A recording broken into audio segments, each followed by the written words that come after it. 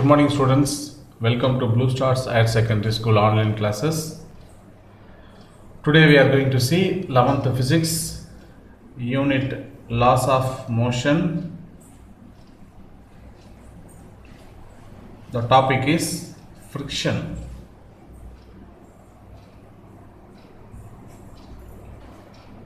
You know what is meant by friction? What is meant by friction? Friction abdina. You know, there will be one body is placing in a table. மேலே ஒரு book இருக்குன்னு imagine பண்ணிங்க. இதுக்கு மேலே இதில் act பண்ணுற force there will be some external force. F externalனா இதை அப்போஸ் பண்ணுறதுக்கு ஒரு ஃபோர்ஸ் ஆக்ட் பண்ணும். But is called frictional force. Okay, இது frictional force அப்படின்னு சொல்லுவோம். Okay, frictional force, that is, அதாவது ஒரு எக்ஸ்டர்னல் ஃபோர்ஸ். இது ஒரு புக்குன்னு இமேஜின் பண்ணிங்க. It is placed in a table. Okay, so இது மேலே ஒரு எக்ஸ்டர்னல் ஃபோர்ஸை நான் அப்ளை பண்ணுறேன். அதுதான் எஃப் எக்ஸ்டர்னல். இருந்தாலும் இந்த புக்கு என்ன ஆகாது, மூவ் ஆகலைன்னா ஒரு அப்போசிங் ஃபோர்ஸ் ஆக்ட் பண்ணுறதுன்னு அர்த்தம் இந்த இடத்துல. ஓகே, ஸோ அந்த அப்போசிங் ஃபோர்ஸு இந்த புக்கை என்ன பண்ணுது, ரெசிஸ்ட் டு இட்ஸ் மோஷன். இதோட மோஷனை ரெசிஸ்ட் பண்ணுறதுன்னு அர்த்தம். ஓகேவா, அது எந்த டைரெக்ஷன் ஆக்ட் பண்ணுன்னா இந்த டைரெக்ஷன் ஆக்ட் பண்ணும். இது பேர் தான் ஃப்ரிக்ஷனல் ஃபோர்ஸ் அப்படின்னு சொல்லுவோம். ஓகேவா, so frictional force which always opposes the relative motion between any object and the surface. So what is the frictional force? நம்ம எப்படி explanation கொடுக்கலாம்? The frictional force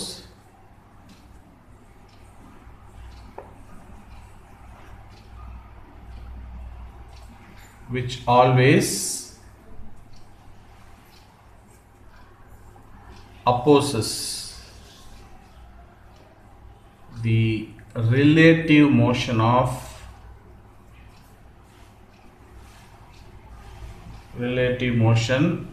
between object and அது எங்க இருக்கோ அந்த சர்ஃபேஸ். ஓகே, இது பேர் தான் ஃப்ரிக்ஷனல் ஃபோர்ஸ். ஓகே, ஞாபகம் வச்சுட்டா போதும். So frictional force can be classified into two. So one, static friction.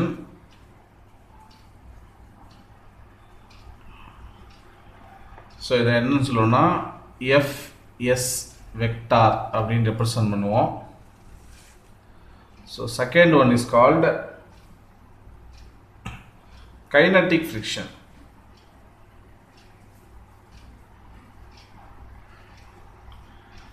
Okay, so first one is static friction, second one is a kinetic friction. Okay va, so kinetic friction F suffix K vector அப்படினு சொல்லுவோம். ஏன்னா force is a vector quantity. Okay, so first what is meant by static friction அப்படினு பார்க்க போறோம். Static friction,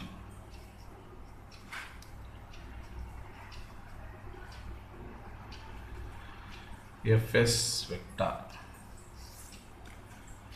What is static friction? A force which opposes the initiation of motion of an object on the surface. Static force ன்னு அர்த்தம் ஒரு force, the force which opposes the initiation of motion of an object on the surface. Okay, suppose when the object is at rest on the surface, there will be two forces is acting on it. Okay, ஒரு object restல இருக்கு அப்படினா there will be two forces is acting.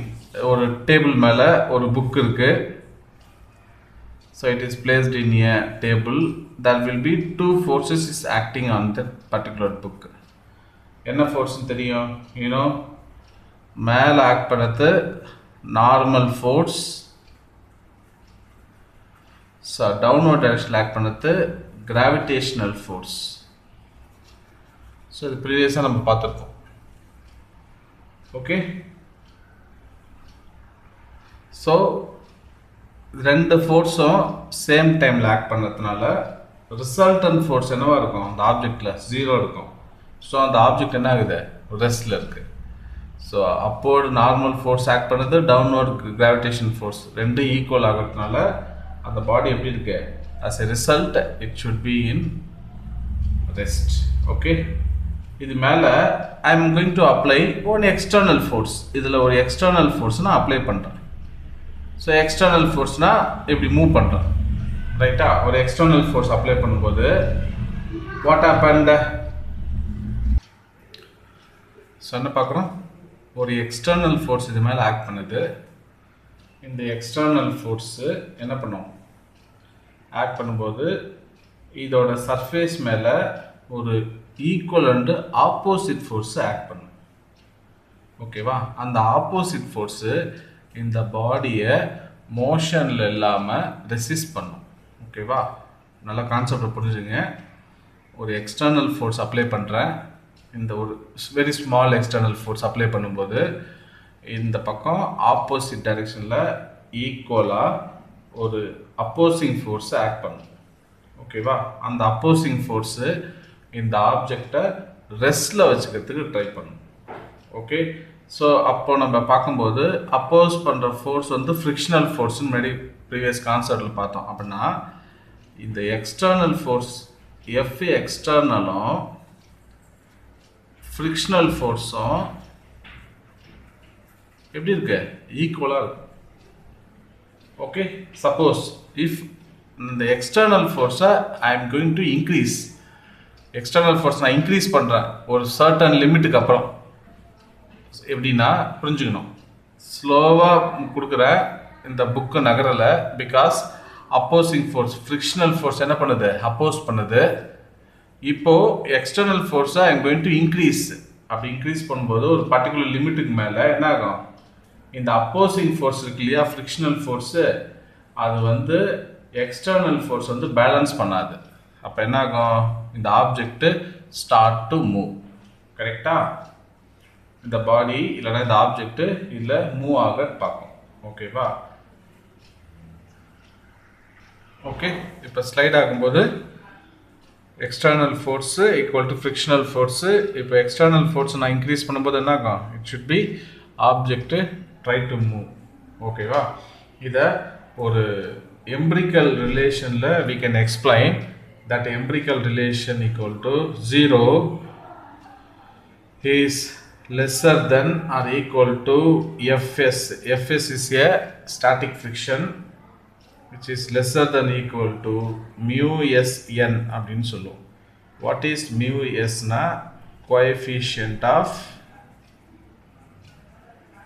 coefficient of static friction. Okay va? So coefficient of the static friction n is a normal force. n நம்ம என்னன்னு சொல்லுவோம்? Normal force அப்படின்னு சொல்லுவோம். கரெக்டா? Okay okay right. இப்போது so எப்போ ஒரு object easier to move அப்படின்னா, see this is one object is there. ஓகேவா? இதோட மாஸ் வந்து சப்போஸ் m1 அப்படின்னு இருக்கு. I am going to apply ஒரு ஃபோர்ஸ் அப்ளை பண்ணுறேன். ஸோ அப்படின்னா ஃப்ரிக்ஷன் ஃபோர்ஸு இந்த டைரெக்ஷனில் ஆக்ட் பண்ணோம், அது பேர் ஃப்ரிக்ஷன் ஃபோர்ஸ். ஓகே, ஸோ இப்போது it is easy to move இந்த object. Okay, that is means n is equal to என்ன சொல்லுவோம், மேலே ஆக்ட் பண்ணது n, டவுன்வர்ட் டைரக்ஷனில் ஆக்ட் பண்ணது m1g. அப்படின்னா n is equal to m1g அப்படின்னு வரும். இது இந்த ஆப்ஜெக்ட்டுக்கு மேலே I am pudding another one object. Okay, இப்போ இதை நான் மூவ் பண்ணுறேன். இதோட மாஸ் m1, இதோட மாஸ் m2 அப்படின்னு பார்த்தீங்கன்னா, so frictional force acting this direction, இது ஃப்ரிக்ஷனல் ஃபோர்ஸ். ஓகே, ரைட்டா, frictional force. So what is the normal force? Normal force n equal to downward டைரக்ஷனில் என்ன ஆக்ட் பண்ணுது, m1g ப்ளஸ் m2g. ரைட்டா, ரெண்டு இருக்கு இல்லையா பாடி இருக்கிறதுனால. அப்படின்னா நார்மல் ஃபோர்ஸ் எப்படி எழுதலாம்னா m1g ப்ளஸ் m2g அப்படின்னு எழுதலாம். ரைட்டா, அப்படின்னா இப்படி இருக்கும்போது it is hard to move. ரைட்டா, ஹார்டர் டு மூவ். இந்த கான்செப்ட் மட்டும் கொஞ்சம் ஞாபகம் வச்சுங்க. ஓகே, ஸோ ரைட், இப்போ பார்த்தது ஸ்டாட்டிக் ஃப்ரிக்ஷன். ஓகேவா, now we are going to see kinetic friction. அடுத்தது பார்க்கறது கைனட்டிக் ஃப்ரிக்ஷன். எப்படி சொல்லுவோம், FK வெக்டார் அப்படின்னு சொல்லுவோம். What is kinetic friction? ஒரு எக்ஸ்டர்னல் ஃபோர்ஸு ஒரு பாடியில் ஆக்ட் பண்ணுது, அது வந்து எப்படி இருக்கு, கிரேட்டராக இருக்கு தென் ஒரு மேக்ஸிமம் ஸ்டாட்டிக் ஃப்ரிக்ஷனை விட. ரைட்டா, அந்த ஆப்ஜெக்ட் என்ன ஆகும், மூவ் ஆக ஆரம்பிக்கும். இதுதான் நம்ம ப்ரீவியஸாக பார்த்த கான்செப்ட். என்னது, ஒரு ஆப்ஜெக்டில் ஒரு எக்ஸ்டர்னல் ஃபோர்ஸ் ஆக்ட் பண்ணுது, F எக்ஸ்டர்னல் ஃபோர்ஸு. இந்த F எக்ஸ்டர்னல் ஃபோர்ஸ் என்ன பண்ணுது, அப்போஸ் பண்ணோம் ஒரு ஃப்ரிக்ஷனல் ஃபோர்ஸு. ரைட்டா, ஃப்ரிக்ஷனல் ஃபோர்ஸ் வந்து அப்போஸ் பண்ணோம். இப்போது இந்த எக்ஸ்டர்னல் ஃபோர்ஸை நான் அதிகப்படுத்தும் போது என்ன ஆகும், இந்த பாடி இந்த ஃப்ரிக்ஷனல் ஃபோர்ஸ் வந்து என்னது, இதை விட ஃப்ரிக்ஷனல் ஃபோர்ஸை விட எக்ஸ்டர்னல் ஃபோர்ஸ் அதிகமாகும் போது இந்த பாடி ஸ்டார்ட் டு மூவ், ஸ்லைடாக ஆரம்பிக்கும். ரைட்டா, ஸோ அப்போது அந்த சமயத்தில் ஆக்ட் பண்ணது இல்லையா ஒரு ஃபோர்ஸு, ஃப்ரிக்ஷனல் ஃபோர்ஸு, அதுக்கு பேர் தான் கைனட்டிக் ஃப்ரிக்ஷன் அப்படின்னு சொல்லுவோம். கரெக்டா, அதுக்கு பேர் தான் கைனட்டிக் ஃப்ரிக்ஷன். ஸோ எப்படி ஸ்டேட்மெண்ட்டாக சொல்லலாம், see if the external force acting on the object is greater than frictional force. Frictional force oda greater ah irukumbodhu the object enna agum, begin to slide, move ஆக ஆரம்பிக்கும். when the object slides, இப்போ object move ஆக ஆரம்பிக்கும் போது slides, அந்த surface exert பண்ணும் ஒரு frictional ஃபோர்ஸை. ரைட்டா, அந்த ஃப்ரிக்ஷனல் ஃபோர்ஸுக்கு பேர் தான் கைனட்டிக் ஃப்ரிக்ஷன். இல்லைனா இதுக்கு இன்னொரு பேர் என்ன சொல்லுவோம், கைனட்டிக் ஃப்ரிக்ஷனா எஃப், இல்லைனா இதுக்கு பேர் வந்து டைனமிக் ஃப்ரிக்ஷன் அப்படின்னு சொல்லுவோம். Okay, kinetic friction dynamic friction என்னதான் அர்த்தம் அப்படின்னா, ஒரு எக்ஸ்டர்னல் ஃபோர்ஸு ஒரு ஆப்ஜெக்டில் ஆக்ட் பண்ணுது, கிரேட்டராக இருக்குது ஃப்ரிக்ஷனல் ஃபோர்ஸை விடனா அந்த பாடி ஸ்லைடாக ஆரம்பிக்கும். அப்போ அந்த பாடி ஸ்லைட் ஆகும்போது இந்த சர்ஃபேஸ் இருக்கு இல்லையா, அது எக்ஸர்ட் பண்ணும் ஒரு ஃப்ரிக்ஷனல் ஃபோர்ஸை. அதுக்கு பேர் தான் kinetic friction R dynamic friction அப்படின்னு சொல்லுவோம். ஓகேவா, இதை ஒரு எக்ஸாம்பிள் எப்படி சொல்லலாம், இந்த பாருங்கள், ஒரு பாடி இருக்குது. ரைட்டா, இந்த பாடியில் ஒரு எக்ஸ்டர்னல் ஃபோர்ஸு எஃப் எக்ஸ்டர்னல் நான் கொடுக்கும்போது ஃப்ரிக்ஷனல் ஃபோர்ஸ் இப்படி ஆக்ட் பண்ணும், அதாவது எஃப்கே. இப்போ அந்த பாடி மூவ் ஆக ஆரம்பிக்குது இல்லையா, ஒரு பர்டிகுலர் வெலாசிட்டியில் மூவ் ஆகும்போது ஆக்ட் பண்ணுற இந்த ஃபோர்ஸுக்கு பேர் தான் கைனட்டிக் ஃப்ரிக்ஷன்னு பேர். அதே பாடி இப்படி இருக்குது அப்படின்னு இமேஜின் பண்ணிக்கிறீங்க. ஒரு எக்ஸ்டர்னல் ஃபோர்ஸ் இப்படி ஆக்ட் பண்ணுது ரைட்டா பாடி இப்படி மூவ் ஆகுதுன்னா இந்த டைரக்ஷனில் ஆக்ட் பண்ணுது இல்லையா அதான் கைனடிக் ஃப்ரிக்ஷன் இந்த கான்செப்டை அண்டர்ஸ்டாண்ட் பண்ணிக்கணும் அப்போ தான் இது புரியும் இந்த topic okay so experimentally kinetic ஃப்ரிக்ஷனோட மேக்னட்யூடை we can explain magnitude of kinetic friction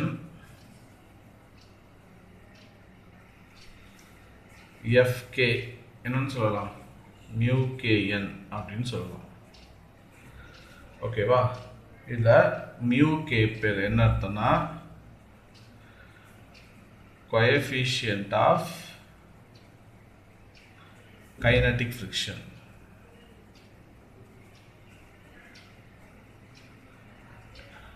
ஓகேவா என்ன அர்த்தம் n is a normal force ஓகேவா ஸோ இதில் coefficient of kinetic friction lesser than coefficient of static friction எப்படி இருக்கணும் ஓகேவா அதாவது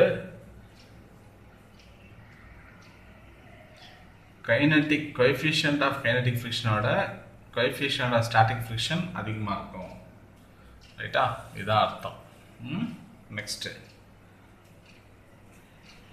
to move an object push or pull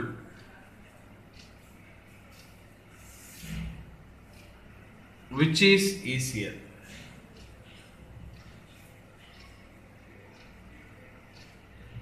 இதுல எது ஈஸியர்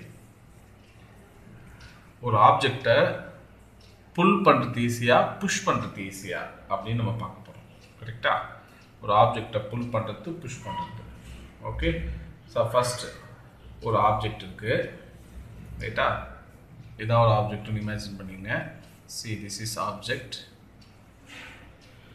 ஓகேவா இந்த ஆப்ஜெக்டில் ரெண்டு ஃபோர்ஸ் ஆக்ட் பண்ணுது சி என்ன சொல்லலாம் இதுக்கு ஒரு ஃப்ரீ பாடி டயக்ராம் வரையிலாமா இந்த ஆப்ஜெக்ட் மேலே என்னென்ன ஃபோர்ஸ் ஆக்ட் பண்ணோம் உங்களுக்கே தெரியும் ஒன்று நார்மல் ஃபோர்ஸு அப்படியே கீழ்பக்கம் ஆக்ட் பண்ணுறது கிராவிடேஷன் ஃபோர்ஸு ரைட்டா அடுத்தது ஒரு எக்ஸ்டர்னல் ஃபோர்ஸ் இப்போ நான் இதை என்ன பண்ண போறேன்னா புஷ் பண்ண போகிறேன் தள்ள போகிறேன் கரெக்டா அப்படின்னா இந்த ஆப்ஜெக்ட்டுக்கு என்னென்ன பண்ண போகிறேன் ஒரு ஃப்ரீ பாடி டயக்ராம் மாதிரி இல்லாமல் இது கொஞ்சம் கான்செப்ட் புரிஞ்சுக்கணும் free body diagram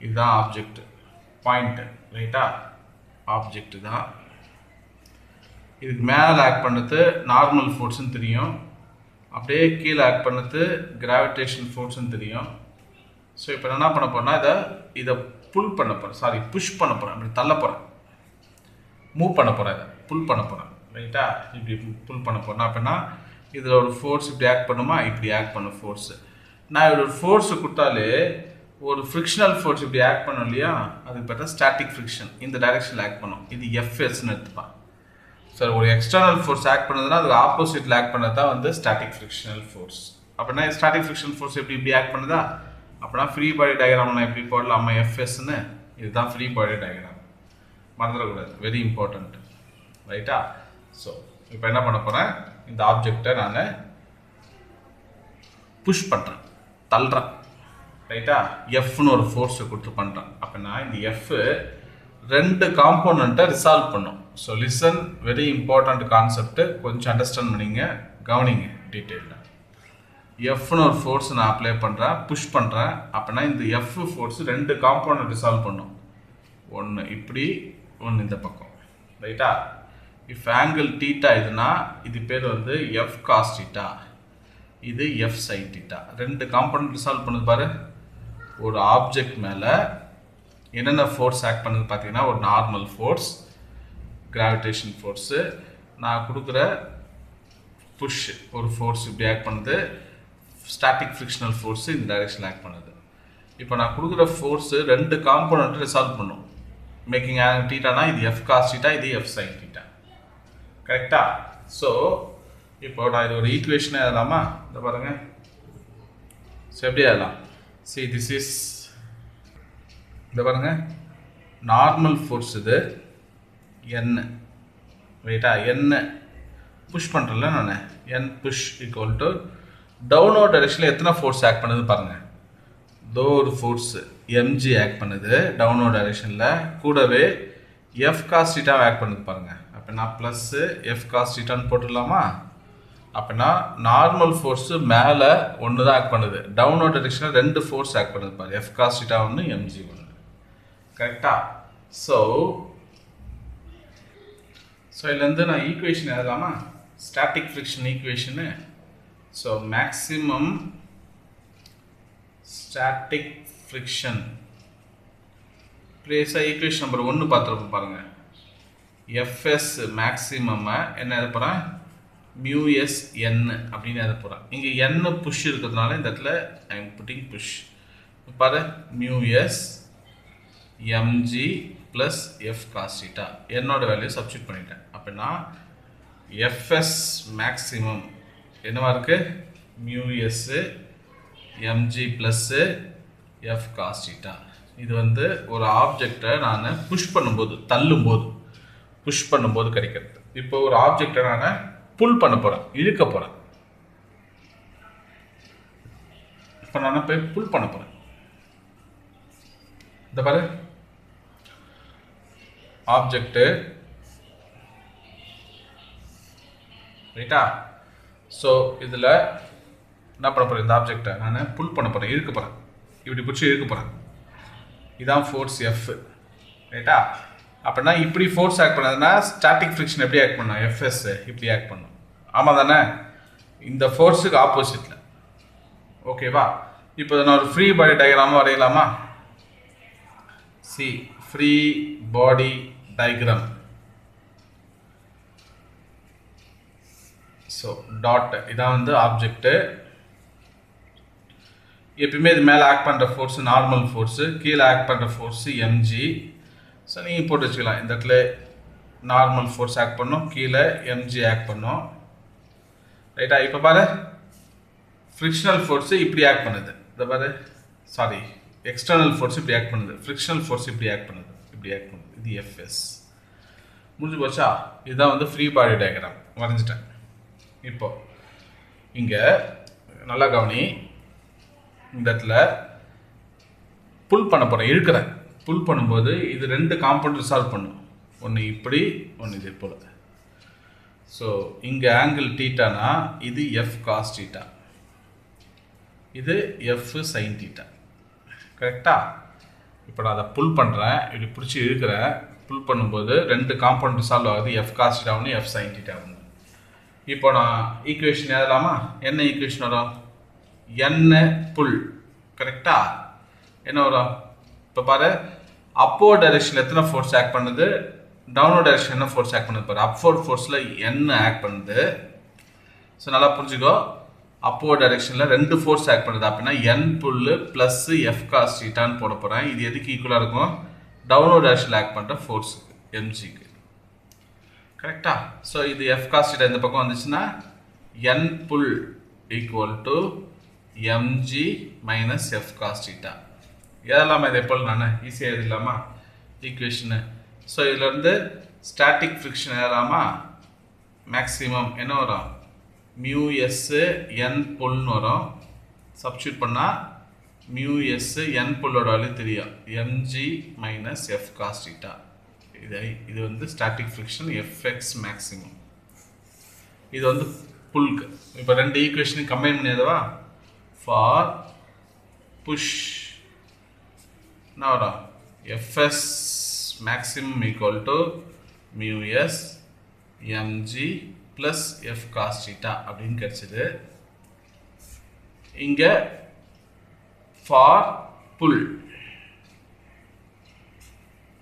fs maximum equal to mu s mg minus f cos θ பாருங்க இந்த ரெண்டு ஈக்குவேஷன்ல பாருங்க உங்களுக்கு என்ன தெரியுதுன்னு see this two equation push பண்ணும்போது எனக்கு ரெண்டு ஃபோர்ஸ் ப்ளஸ் பண்ணி கிடைக்குது புல் பண்ணும்போது எனக்கு அந்த என்ன அது மைனஸ் ஆகுது பாருங்க அப்படின்னா ஒரு ஆப்ஜெக்ட்டை புஷ் பண்றதை விட புல் பண்ணா இழுத்தா ரொம்ப சுலபம். கரெக்டா? இந்த ரெண்டு ஈக்குவேஷனையும் கம்பேர் பண்ணி பார்த்தோன்னா தெரியும். இங்கே ப்ளஸ் ஆகி வர்றதுனால புஷ் பண்ணுறது டஃப், இங்கே மைனஸ் ஆகி வர்றதுனால புல் பண்ணுறது ரொம்ப ஈஸி. ஸோ இதுலேருந்து என்ன conclusion? It is easier to pull an object than to push to make it move. ஓகேவா? புல் பண்ணுறது ஈஸி எதை விட புஷ் பண்ணுறதை விட. ஓகேவா? This is very important. 3 mark கொஷனில் கேட்பாங்க அடிக்கடி. ஓகேவா? நெக்ஸ்ட் பார்க்க போகிற concept angle of friction.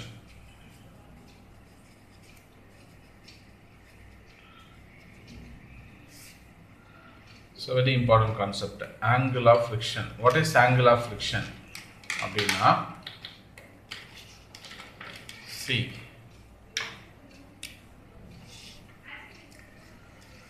see one object is there. ஒரு சர்ஃபேஸில் ஒரு ஆப்ஜெக்ட் இருக்கு. see this is one object. So என்ன ஆகுது? ஒரு ஃபோர்ஸ் கொடுத்து அந்த ஆப்ஜெக்டை நான் மூவ் பண்ணுறேன் அப்படின்னா இதுக்கு ஆப்போசிட்டில் ஆக்ட் பண்ணது இல்லையா, இதுக்கு பேர் வந்து ஃப்ரிக்ஷனல் ஃபோர்ஸு. அதாவது எஃப்எஸ் மேக்ஸிமம் ஃபோர்ஸ் ஆக்ட் பண்ணும், இதை ரெசிஸ்ட் பண்ணும் அதை மூவ் பண்ணாமல். ஆனால் இந்த ஃபோர்ஸ் அதிகமாக இருந்துச்சுன்னா இந்த ஸ்டாட்டிக் ஃப்ரிக்ஷன் வந்து கம்மியாகிடும். ரைட்டா? அப்படின்னா இது மூவ் ஆரம்பிச்சிடும். அதான் நம்ம பார்த்துருக்கோம். அப்படின்னா எக்ஸ்டர்னல் ஃபோர்ஸ் அதிகமாக இருக்குது, அதை விட இது ரொம்ப கம்மியாக இருக்கும். இதில் வந்து ஸ்டாட்டிக் இந்த பாடி மூவ் ஆகாமல் தடுக்கும் இந்த ஸ்டாட்டிக் ஃப்ரிக்ஷன் ரொம்ப அதிகமாக மேக்ஸிமமாக.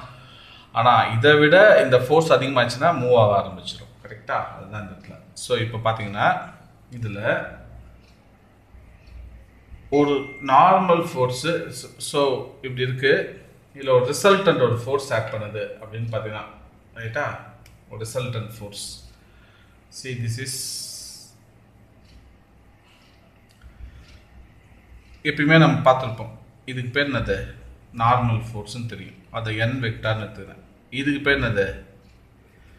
எஃப்எஸ் மேக்ஸ்ன்னு பேர். இப்போ பாரு, ரெண்டு காம்போனண்ட்டு, ரைட்டா? இந்த ரெண்டு காம்போனண்ட் எதை ரிசால்வ் பண்ணும்? It can be resolved into ஒரு ரிசல்டன்ட்டை ரிசால்வ் பண்ணும். see this is resultant. I can take this is called R vector. எடுத்துக்கலாமா? இப்போ இது ரெண்டுத்துக்கு உள்ள இருக்கு பார்த்தீங்களா? இதுதான் தீட்டா, இதுதான் ஆங்கிள் ஆஃப் ஃப்ரிக்ஷன் அப்படின்னு சொல்லுவோம். கரெக்டா? என்னது?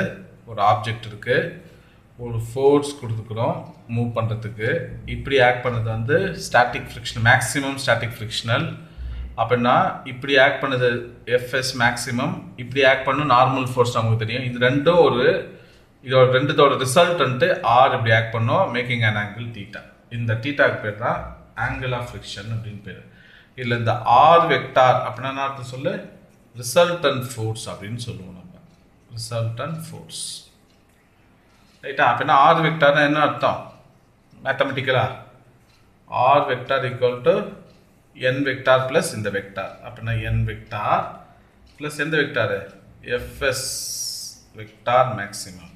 இதான் ரிசல்டன்ட் அப்படின்னு பேர். ஓகேவா? ஸோ இதிலிருந்து I am going to write magnitude of resultant force. இந்த resultant force நம்ம செகண்ட் யூனிட்ல ட்ரையாங்குலேஷன் மெத்தட்ல பார்த்துருப்போம். Triangular method of addition of vector இப்படி இருந்துச்சுன்னா இந்த ரிசல்டன்ட் ஃபோர்ஸ் எப்படி எழுதலாம்? So resultant force R is equal to என்ன எழுதலாம்? Root of n square plus fs max square. இதான் ரிசல்டன்ட். இது ஈக்குவேஷன் நம்பர் 1, இது ஈக்குவேஷன் நம்பர் 2ன்னு எடுத்துக்கிறேன். ஓகேவா? So resultant magnitude of resultant கண்டுபிடிச்சிட்டேன். இது பேர் வந்து மேக்னட்யூட் ஆஃப் ரிசல்டன்ட். அடுத்த டைரக்ஷன் கண்டுபிடிப்போம் இல்லையா? டைரக்ஷன்னா ஆங்கிள், அதான். So direction, what is the direction? tan theta equal to தெரியுமே உங்களுக்கு already. tan theta equal to so fs max divided by n. ரைட்டா? எல்லாம் ப்ரீவியஸாக பார்த்துருப்போம். அந்த triangular law of addition method. ரைட்டா? இதிலிருந்து what is theta? Theta equal to tan inverse of fs max divided by n. ஞாபகம் இருக்கா அந்த formula? r is equal to root of a square plus b square plus 2ab cos theta அப்படின்னு ஒரு formula. அப்புறம் tan alpha equal to b sin theta divided by a plus b cos theta அப்படின்னு பார்த்துருப்போம் இல்லையா? அதோட continuation தான் இது இந்த டாபிக். ஸோ இதை ஈக்குவேஷன் நம்பர் 3ன்னு எடுத்துக்கிறேன். ஓகேவா? But we know that FS மேக்ஸிமம்னா ஒரு ஈக்குவேஷன் நமக்கு இருக்குது. என்னது? மியூஎஸ்என்னு ஒரு ஈக்குவேஷன் இருக்குது. ஞாபகம் இருக்கா இந்த ஈக்குவேஷனை? இதை ஈக்குவேஷன் நம்பர் 4ன்னு எடுத்துக்கிறேன். ஸோ இது ரெண்டுத்தையும் ஈக்குவேட் பண்ணால் எனக்கு என்ன கிடைக்கும்? இது ரெண்டுத்தையும் ஈக்குவேட் பண்ண போகிறேன். ஸோ ஈக்குவேஷன் நம்பர் 3 எதுவா? So I can write equation number 3. என்னது? tan theta equal to fs maximum divided by n. Cross multiply பண்ணுறேன். அப்போ நான் fs maximum equal to n tan theta. கரெக்டா? ஸோ நான் என்ன பண்ண போகிறேன்? இதிலிருந்து இந்த எண்ணெய் கீழே கொண்டு வந்துடுறேன், இந்த எண்ணெய் கீழே கொண்டு வந்துடுறேன். அப்படின்னா இதை ஈக்குவேஷன் நம்பர் 5 எடுத்துக்கிறேன். ஃப்ரம் ஈக்குவேஷன் 4 நான் ஒரு எண்ணெய் கீழே வந்துச்சுன்னா fs max equal to by n equal to mu s. From equation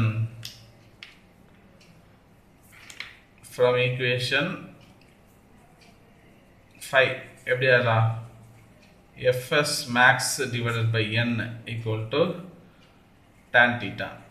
இது ஈக்குவேஷன் நம்பர் 6ன்னு எடுத்துக்க போகிறேன். 7. see this equation left hand side ஈக்குவலாக இருக்கா? ரைட் hand side ஈக்குவேட் பண்ணலாமா? அப்படின்னா mu s is equal to tan theta. ரைட்டா? this is mu s னா coefficient of static friction அப்படின்னு பேர். ரைட்? அப்படின்னா இது ஈக்குவேஷனாக சொல்லலாமா? ஒரு ஸ்டேட்மெண்ட்டாக சொல்லுவோமா இந்த ஈக்குவேஷனை? 8th ஈக்குவேஷனை the coefficient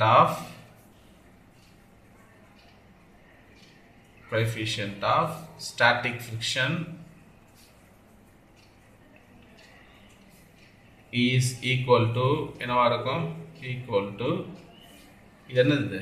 tangent of angle of friction. theta na angle of friction. tangent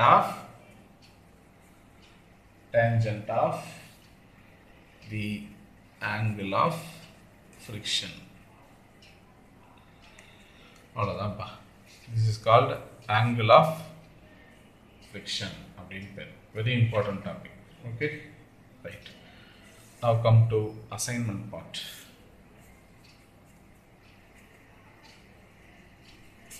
இப்போ நம்ம பார்த்தோம் இல்லையா?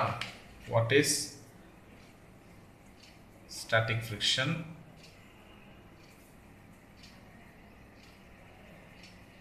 ரெண்டாவது what is kinetic friction? மூணாவது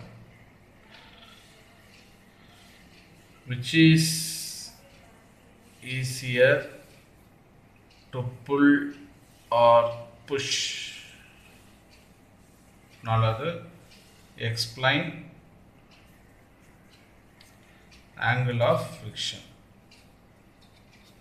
okay, do the assignment and watch the video very carefully. This is very important topic, students. Thank you, students. Have a nice day.